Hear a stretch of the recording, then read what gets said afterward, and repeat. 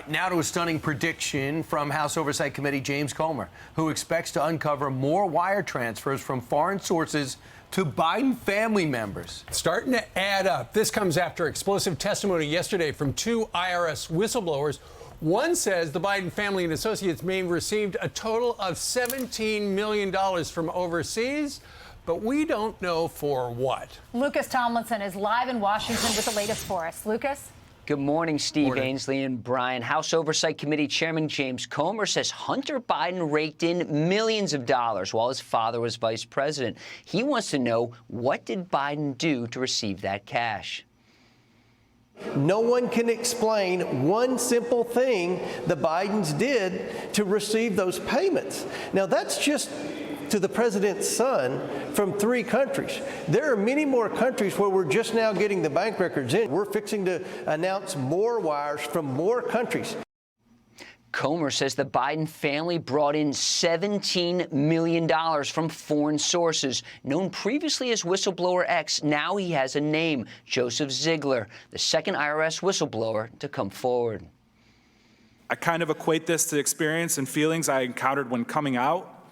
It was honestly one of the hardest things I ever had to go through. I implore you to consider that if you were in my position with the facts as I have stated them, ask yourself if you would be doing the exact same thing. Gary Shapley, the IRS supervisor who first spoke out, says he was blocked from pursuing the Hunter Biden case further. He wanted felony charges and access to Hunter's laptop. Investigators were not allowed to follow up on WhatsApp messages from Hunter Biden's Apple iCloud backup, where he suggested he was sitting next to his father. Prosecutors instructed investigators not to ask about the big guy or dad when conducting interviews. Democrats claim the 6-hour hearing yesterday was all an effort to obstruct from former President Donald Trump, and no smoking gun was discovered. We can conclude that this Inspector Clouseau-style quest for something that doesn't exist has turned our committee into a theater of the absurd, an exercise in futility and embarrassment. Seems to be a new level of hypocrisy here. We are here today because Donald Trump is exerting an influence campaign. I know the American people are confused because we're all confused what we're doing here. Nothing this majority has claimed about the president or his family has merit. The hearing also included photos of Hunter Biden in flagrante with his paralegal, who Marjorie Taylor Greene claims was really a prostitute, guys. That's a polite way to put it. Lucas, thank you very much. Let's bring in Tristan Leavitt. He's an attorney for Gary Shapley, one of the FBI, or rather the IRS whistleblowers. Good morning to you, Tristan. Good morning. Good morning. It's actually Shapley. Shapley. So, although he will tell you quickly if people might say that he's Shapley. That's a good line. All right, so Tristan, he's made it very clear that the red line for him was back in October of last year, when they're all sitting around and they're talking about what's going to happen. And then the story came out in the Washington Post that they've got the goods on Hunter Biden and he will be charged very shortly. But Mr. Shapley said the red line for him was when David Weiss at that meeting said, yeah, I'd like to have special counsel status, but I can't investigate outside and I'm not the decider. That really was why he decided to come out of the shadows, right? That's right. And that combined with the fact that the Attorney General, Merrick Garland, had said before Congress there will be no political interference in this, and led the American people to believe that political appointees wouldn't have any decision-making in it. And so for Weiss to say, I'm not the deciding authority, because, in fact, the U.S. Attorney in the District of Columbia, who was appointed by President Biden, and the U.S. Attorney in the Central District of California, again, appointed by President Biden, they had the final say on whether charges were brought in their districts. Mm-hmm. So I want you to hear, let's go back to Shapley, talking about Matthew Graves, a donor to Joe Biden, refusing, this it goes directly against what Weiss says, refusing to accept charges there. Listen. After United States Attorney for D.C., Matthew Graves, appointed by President Biden, refused to bring charges in March 2022, I watched United States Attorney Weiss tell a room full of senior FBI and IRS senior leaders on October 7, 2022, that he was not the deciding person on whether charges were filed. So the Shapley has said, your client, that in Los Angeles and D.C., bringing charges was rejected. David Weiss was rejected to bring charges there. Weiss came out with a statement. I don't have it in front of me, but basically says, I did everything I could. I was able to go anywhere I wanted at any time. Who's telling the truth? Well, there's no question that Gary Shapley is telling the truth. He has provided contemporaneous documentation, which is corroborated by his supervisor, which was also in that meeting. That said, Weiss hasn't explicitly denied that he ever presented the case to D.C. Right. If you look at the evolution of his 3 letters, they're very carefully worded denials. So when all the evidence is out there, when all the dust settles, he will, I think, based on, if I recall correctly, he'll be able to say, well, in this way I was precisely telling the truth. I was this way. Yeah. But there's no question that Gary Shapley is not lying. Well, and there was a point where Democrats are just dismissing this, saying, you know what, these are just prosecutors and investigators who are disagreeing. And then your client, Mr. Shapley, says, no, they did agree. Listen to this.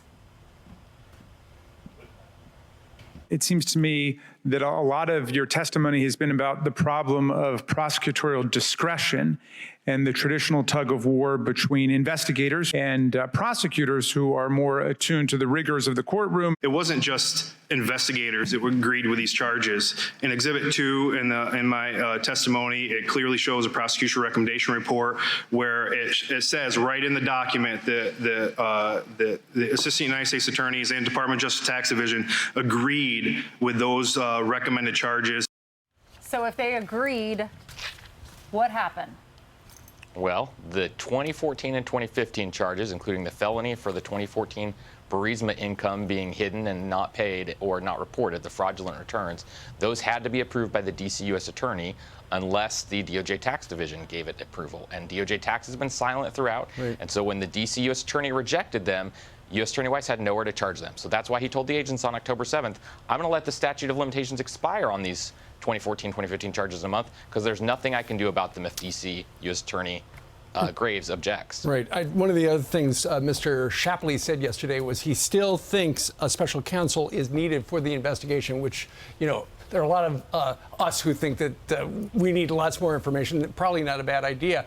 But I'm just curious. You yourself, Tristan, have looked into government misdeeds and cronyism and stuff like that for at least a decade. Have you ever seen anything that looks this bad at this level? Well, to be honest, because of my first case was Operation Fast and Furious. Okay. And they were very similar in that way, that whistleblowers came forward and DOJ just instinctively denied and very strongly did so.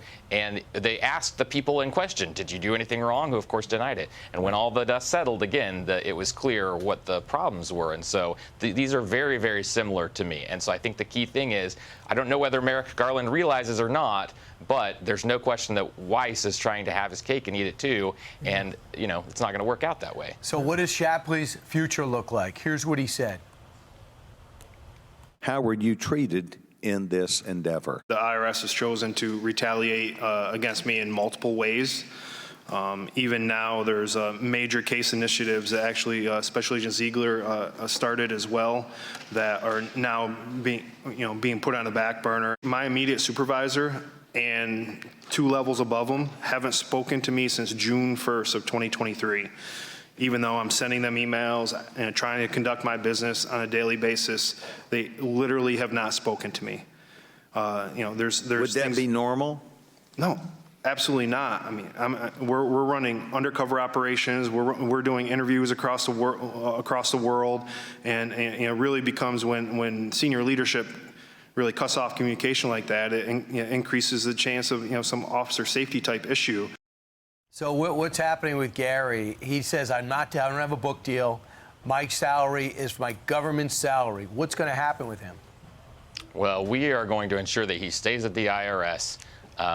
The Office of Special Counsel, which helps to protect whistleblowers, I used to be the #2 official of that agency. They are closely investigating. We have confidence that they will help to protect him. Yeah. And, that's why we have whistleblower protection laws in place. All right, let's hope, because both have complaints. And quick thing, did he help Coach Ziegler to come out?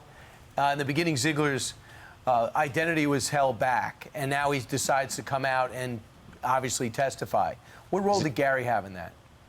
Gary didn't have any role. Joseph Ziegler decided to reveal his identity to the public because he was asked by the committee if he would be willing to testify. And he was, because he stands by what he said. Yeah. Ziegler says, I risked my reputation, I risked my career, and I risked my existing casework. But he said, I'm paying my way to get to D.C. for these hearings. And he said, I'm doing all this because I just want to do the right thing. I'm sure your client feels the same way. Hey, absolutely. Tristan, does your client have any regrets? Not so far, no. Okay, right. good. But what if nothing comes of this? Like, how do, like, everyone's so tired of these. Okay, here are the facts. It's horrible. We're just going to ignore it and move on, like with Fast and Furious. What's going to be different now?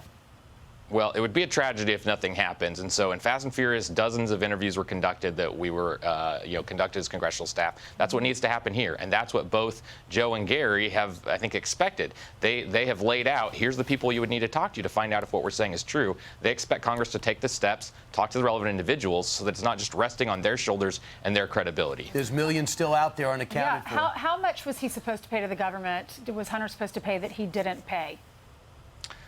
That's a number I'm not as familiar with. They talked about that yesterday, but I think the key element actually is most of them have been paid, but I think it's the $125,000 from the 2014 charges, because and then there was $106,000 I heard Ziegler talk about too. Still some real money. Yeah. Yeah, no question. All right. No question. Okay. Tristan, indeed. I'm Steve Ducey. I'm Brian Kilmeade. And I'm Ainsley Earhart. And click here to subscribe to the Fox News YouTube page to catch our hottest interviews and most compelling analysis.